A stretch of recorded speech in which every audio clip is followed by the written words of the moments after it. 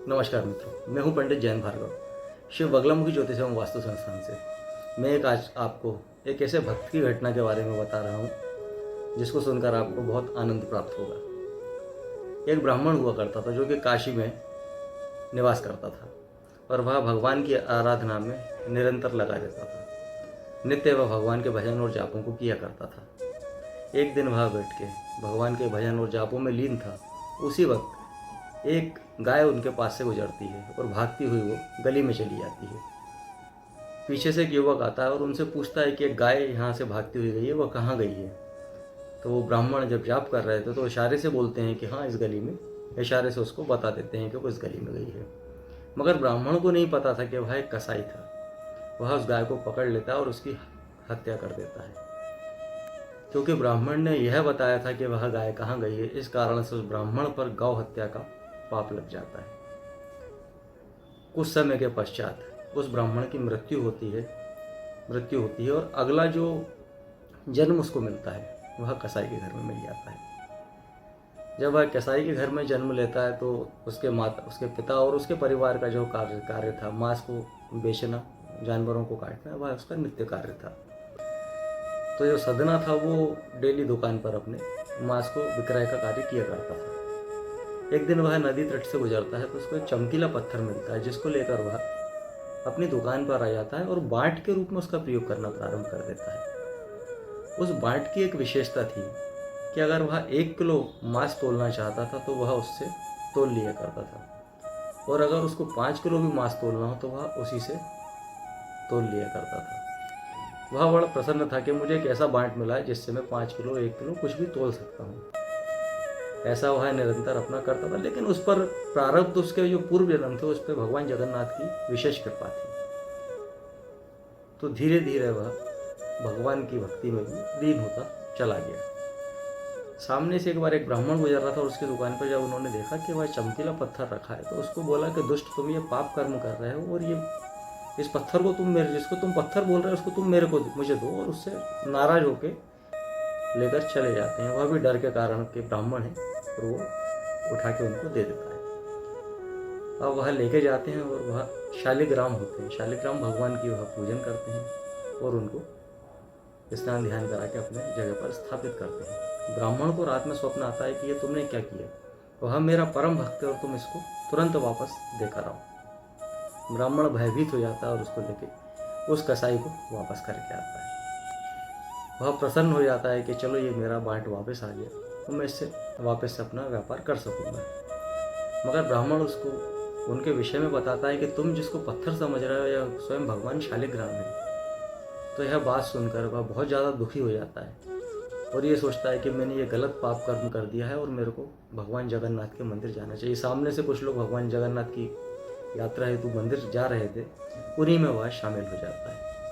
उनके साथ जाते जाते मार्ग में एक गांव पड़ता है जिसमें एक कुआं होता है। वहाँ पानी कुछ महिलाएं भरती रहती हैं। तो एक महिला के पास जाता है और उनसे बोलता है कि कृपया मुझे आप पानी पिला दें। तो वह जब पानी पीता है तो वह महिला उस पुरुष को देखकर मोहित हो जाती है और उसको बोलती है कि आप मेरे घर चलिए और आप रात्रि में मेरे घर पर रुकिए और सुबह आप अपनी जगन्नाथ यात्रा के लिए निकल जाइएगा।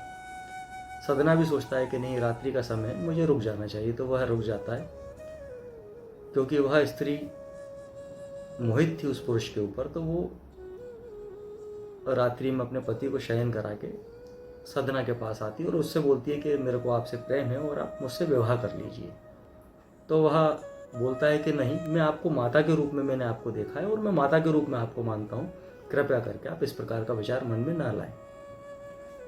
तो उसकी पत्नी को लगता है, जो अपने पति को सुला के आई थी, कि नहीं, मेरे पति के कारण शायद इनके मन में ऐसा विचार है। तो वो अपने पति की गर्दन काट के सदना के पास ले आती। तो सदना घबरा जाता है कि ये किस प्रकार की घटना घटित हो गई। तो वह उसके बाद बोलता है कि आपने किस प्रकार का पाप कर्म कर दिया है। तो वह महिला समझ जाती है कि ये अब मेरे मार्ग से विमुख हो रहा है ये व्यक्ति। तो वह जोर से चिल्लाना और चीखना प्रारंभ कर देती है। पूरा गांव एकत्रित हो जाता है और सदना के लिए वह बोलती है कि इसने मेरे पति को मार दिया है और ये मेरे प्रति भी गलत भाव रखता है। सारे गांव के लोग उसको पकड़ के राजा के पास ले जाते हैं, मगर राजा बड़े चतुर थे। वह सदना को देखते हैं और समझ जाते हैं कि इसने ये पाप कर्म नहीं किया है। वह बार बार बोलते हैं कि तुमने कोई पाप कर्म नहीं किया तो तुम मेरे सामने अपनी बात को रख सकते हो, मगर सदना चुप रहते हैं, क्योंकि उनको ये लगता है कि अगर मैं आज यहाँ पानी पीने नहीं रुकता और इनके घर ना जाता तो शायद एक मृत्यु ना होती। तो वह अपने आप को उस मृत्यु का कारण मानते हैं और चुप रहते हैं। राजा जब इस स्थिति को देखते हैं तो राजा कहते हैं कि नहीं, मैं इनको मृत्यु दंड ना देते हुए इनके दोनों हाथों को काटने का आदेश देता हूँ। सदना के दोनों ही हाथों को काट दिया जाता है।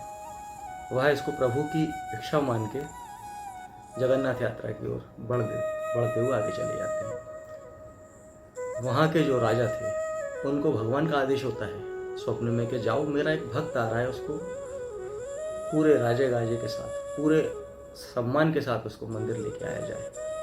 तो वह राजा उनके लिए पालकी और ढोल नगाड़े सभी लेके पहुंचते हैं और उनको सम्मान से बोलते हैं कि आप हमारे साथ चलिए, मगर वह जाने से मना कर देते हैं कि नहीं, मैं वैसे ही चला जाऊंगा, मेरे को आवश्यकता नहीं है इन सब वस्तुओं की। राजा के आग्रह करने पर वह पालकी में बैठते हैं और मंदिर तक पहुंचते हैं और वो उनका कहना ये होता है कि मैं अगले दिन भगवान जगन्नाथ के दर्शन करूँगा। रात्रि में उनके मन में विचार आता है कि मेरे ये दोनों हाथ क्यों काटे गए, मेरा क्या पाप कर्म था।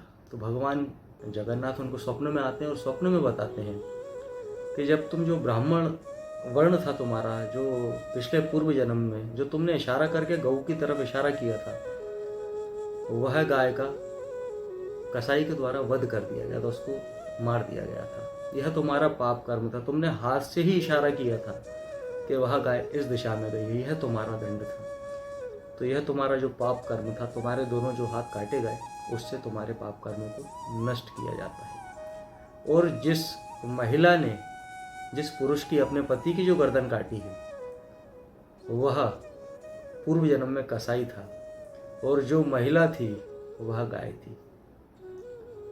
तो वह तुरंत ही सारी स्थितियों को समझ जाते हैं कि नहीं, ये ईश्वर की ही मर्जी थी और पूर्व जन्म के मेरे कर्म थे।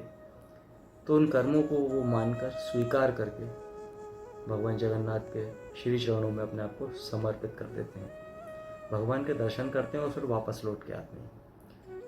अब जिस व्यक्ति के अगर हाथ कट जाए, भगवान का उपासक है वो, मगर उसके परिवार का पालन पोषण, तत्पश्चात जब वो अपने घर पहुंचते हैं तो उनके मन में ये विचार आता है कि मैं कैसे अपने परिवार का पालन पोषण करूँगा। उसके बाद वह भगवान की आराधना के लिए कुछ स्तुतियाँ गाते हैं। जिस स्तुति की मैं आपसे बात कर रहा हूँ वह मैं अगले भाग में आपको अवश्य प्रदान करूँगा। उसकी एक विशेषता है कि जो भी मनुष्य 41 दिवस तक उस स्तुति को अगर कर लेता है और नियम से करता है तो उसके जीवन के समस्त बाधाएं, कष्ट सभी समाप्त हो जाते हैं। वह स्तुति बहुत अद्भुत है और अत्यंत लाभदायक है। मैं आपको अपनी वॉइस के माध्यम से अगले वीडियो में मैं आपको प्रदान कर दूँगा। आप उसको नित्य सुनिएगा और उसको 41 दिन आप अवश्य सुनिएगा। फिर आप देखिएगा कि आपके जीवन में जो भी भिन्न भिन्न प्रकार के कष्ट हैं, क्योंकि मनुष्य के कष्ट किसी भी रूप में हो सकते हैं, वह तुरंत ही समाप्त हो जाएंगे। जय गुरुदेव, जय माँ बगलामुखी।